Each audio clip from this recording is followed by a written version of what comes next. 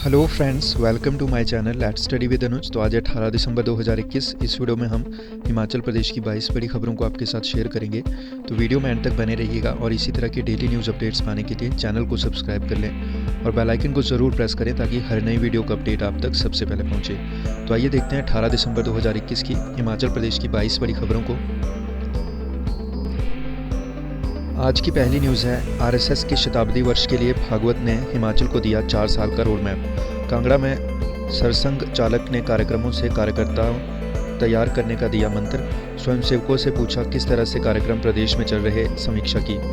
तो वर्ष 2025 में मनाए जाने वाले अपने शताब्दी वर्ष से पहले राष्ट्रीय स्वयंसेवक संघ हिमाचल प्रदेश में 4 साल के रोड मैप पर काम करेगा और संघ के सरसंघ चालक डॉक्टर मोहन भागवत ने शताब्दी वर्ष से पहले शाखाओं को ग्राम पंचायतों के स्तर तक पहुंचाने के निर्देश दिए हैं। इसके अलावा रेल लाइन 4 लाइन का अडंगा दूर शुरू होगा काम। तो सुप्रीम कोर्ट से लंबे समय से फॉरेस्टिक कंजर्वेशन एक्ट और फॉरेंसिक राइट्स एक्ट के तहत 460 केसों को हरी झंडी मिलने के बाद प्रदेश में नए सिरे से विकास को रफ्तार मिली। अगली न्यूज़ है, मनाली नटी भरमौर में सीजन की पहली बर्फबारी, शिमला में शीतलहर। अटल टनल से नहीं भेजे पर्यटक वाहन, राजधानी के संजौली और नारकंडा में गिरे फाहे, डलहौजी के लकड़मंडी और रोहतांग में भी हिमपात। आज से मौसम साफ, 21 दिसंबर तक धूप खिली रहने का पूर्वानुमान। इसके अलावा सोलंग नाला में ही रोके गए पर्यटक, लाहौल स्पीति जिला में 32 सड़कें बंद और 30 बिजली ट्रांसफार्मर रहे बंद। मैदानी जिलों में धुंध पड़ने से वाहनों की आवाजाही प्रभावित, न्यूनतम पारा गिरने से सड़कों पर जमने लगा पानी। अगली न्यूज़ है, संगठनात्मक विस्तार, स्वतंत्रता आंदोलन और कट्टरपंथ के विषय होंगे मुख्य बिंदु। तो सरसंघ चालक मोहन भागवत ने स्वयं सेवकों को दिया इन 3 बिंदुओं सहित विशेष अभियान चलाने का मंत्र। इसके अलावा जेबीटी भर्ती को लेकर पुनर्विचार याचिका पर आज हो सकता है फैसला। तो जेबीटी भर्ती को लेकर पुनर्विचार याचिका दाखिल करने पर आज फैसला हो सकता है। अगली न्यूज़ है, बिलासपुर बेरी रेल लाइन सोलन से कैथली घाट 4 लाइन निर्माण का अडंगा दूर शुरू होगा काम। सुप्रीम कोर्ट ने दी रेल लाइन के तीसरे चरण के लिए वन भूमि के उपयोग को हरी झंडी। तो पंडोर से बंगलामुखी के बीच रोपवे के निर्माण के लिए भी वन भूमि का हो सकेगा इस्तेमाल।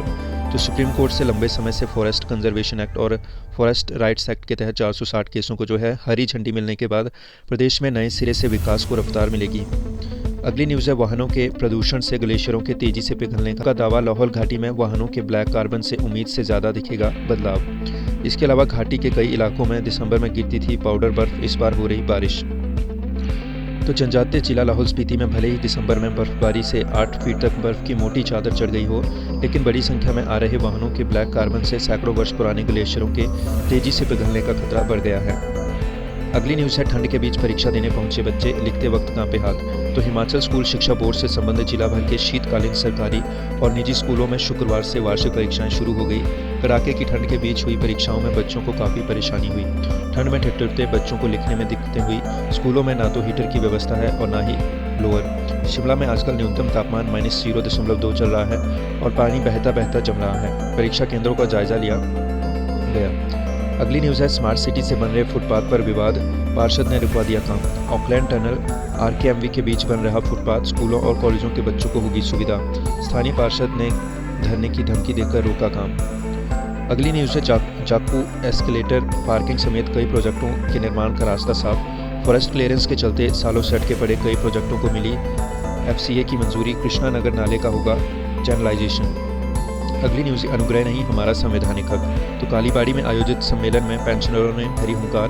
पंजाब सरकार की तर्ज पर दे छठा वेतन आयोग, मांगे पूरी न करने पर आंदोलन की दी धमकी। इसके अलावा बेसिक पेंशन में पंजाब सरकार कर चुकी है बढ़ोतरी, प्रदेश में भी दिया जाए लाभ।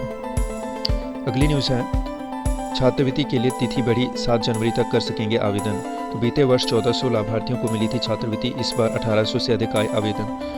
तो जिला हमीरपुर से खबर है, पूर्व सैनिकों के बच्चों को ग्रेजुएशन तक की पढ़ाई के लिए मिलने वाली सहायता राशि को आवेदन करने की तिथि 7 जनवरी तक बढ़ा दी गई है। अब हवलदार रैंक तक के पूर्व सैनिकों के बच्चे 7 जनवरी तक इस सहायता राशि के लिए आवेदन कर सकते हैं। अगली न्यूज़ है, -डिग्री तापमान में आइस स्केटिंग रिंक में उतरे खिलाड़ी।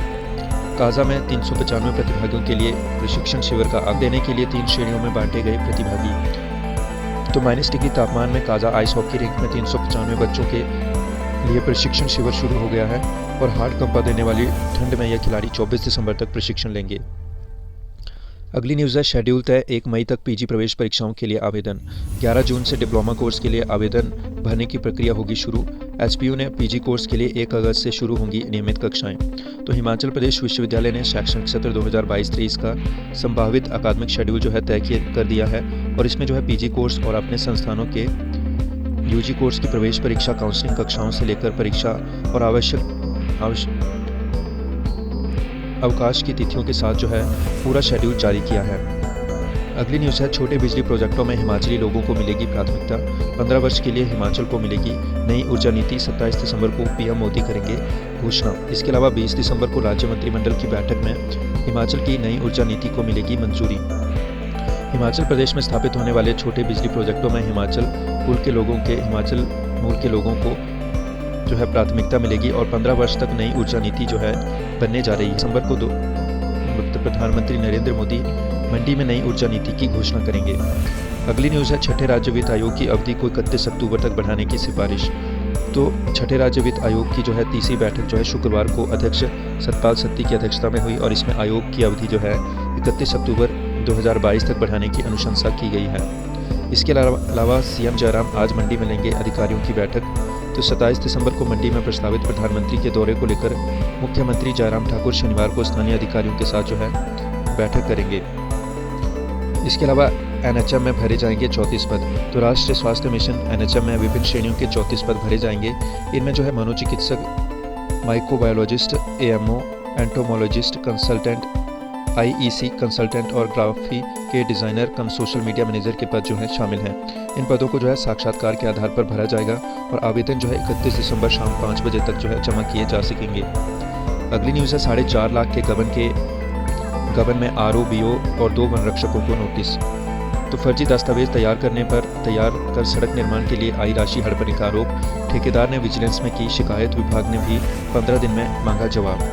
तो जिला चंबा से खबर है 4.5 लाख के सरकारी धन के गबन मामले में वन विभाग ने आरओ, बीओ और 2 वन रक्षकों को कारण बताओ नोटिस जारी किया है और 15 दिनों में इन्हें जवाब देना होगा। उसके बाद विभाग जो है अगली न्यूज़ है नौणी पहुंचेंगे 3 राज्यों के कृषि मंत्री। प्रदर्शनी में दिखेंगे हरियाणा के युवराज।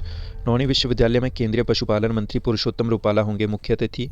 कार्यक्रम में लाइव स्टॉक प्रदर्शनी में भी लगाई जाएगी। अगली न्यूज़ है विदेशों से लौटे पॉजिटिव लोगों के परिजनों के होंगे टेस्ट। दिल्ली भेजे जाएंगे सैंपल। कोरोना संक्रमित और परिवार के लोग आइसोलेट। विदेश से हिमाचल लौटे कोरोना पॉजिटिव 3 लोगों के परिजनों के भी टेस्ट लिए जाएंगे और पॉजिटिव लोग परिवार के जिन सदस्यों से मिले हैं उनके भी टेस्ट होंगे। सभी लोग स्वास्थ्य विभाग की निगरानी में रहेंगे। ओमिक्रॉन की आशंका के चलते सरकार ने यह फैसला लिया है और सरकार ने जिला मंडी और हिमाचल के सीमावर्ती क्षेत्रों में अलर्ट किया है। बाहर से आने वाले लोगों की सैंपलिंग करने के लिए कहा गया है। इसके अलावा हिमाचल में कोरोना के 37 नए मामले, 536 पहुंचे केस। तो हिमाचल में शुक्रवार को कोरोना के 37 नए मामले आए हैं और प्रदेश में एक्टिव मामलों की संख्या 536 पहुंच गई है। अगली न्यूज़ है सरकार तय करेगी मंडी विश्वविद्यालय में शामिल होने वाले कॉलेजों के नाम। विधायकों से पूछकर नहीं होगा फैसला। विधि विभाग आज राज्यपाल की मंजूरी को भेजेगा विधेयक। राज्य विश्वविद्यालय मंडी को सरकार से हर वर्ष मिलेगी 75 से 100 करोड़ की वित्तीय सहायता। इसके अलावा तकनीकी विश्वविद्यालय हमीरपुर को जल्द मिलेगा नया कुलपति। अगली न्यूज़ है क्यारी घाट वाले कन्वेंशन सेंटर को एचपीटीडीसी को देने की तैयारी। सरकारी संपत्तियों को निजी हाथों में देने पर उठे विवाद के बाद मंथन में जुटी सरकार। पर्यटन हाथों में देने का विपक्ष ने लगाया था आरोप। तो पर्यटन विभाग की मंडी, मनाली और जंजैली में स्थित संपत्तियों को सस्ती दरों में निजी हाथों में सौंपने के आरोपों से घिरी सरकार ने अब सोलन के क्यारी घाट में स्थित कन्वेंशन सेंटर को हिमाचल प्रदेश पर्यटन विकास निगम को देने का इरादा कर लिया है। अगली न्यूज़ है स्कूल शिक्षा बोर्ड शिक्षा विभाग की हाईकोर्ट से करेंगे शिकायत अजय।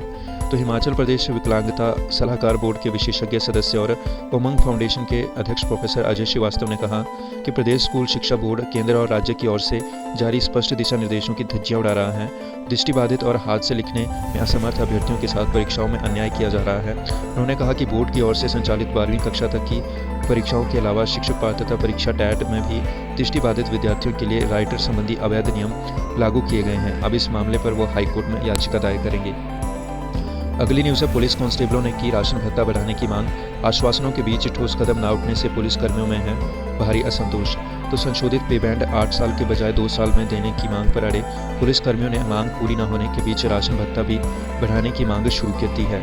पुलिसकर्मियों को पहले उम्मीद थी कि सरकार विधानसभा के शीत सत्र के दौरान उनके पक्ष में कोई बड़ा फैसला लेगी, लेकिन विचार करने के अलावा सरकार की ओर से कोई भी ठोस कदम नहीं उठाया गया। अगली न्यूज़ है, सप्ताह में 2 दिन 2.5 घंटे बंद रहेगी अब अटल टनल रोहतांग। तो अटल टनल रोहतांग अब सप्ताह में 2 दिन 2.5 घंटे के लिए बंद रहेगी और वाहनों की भारी संख्या से टनल पर दबाव बढ़, इस कारण टनल की निरंतर मरम्मत करना ज़रूरी है।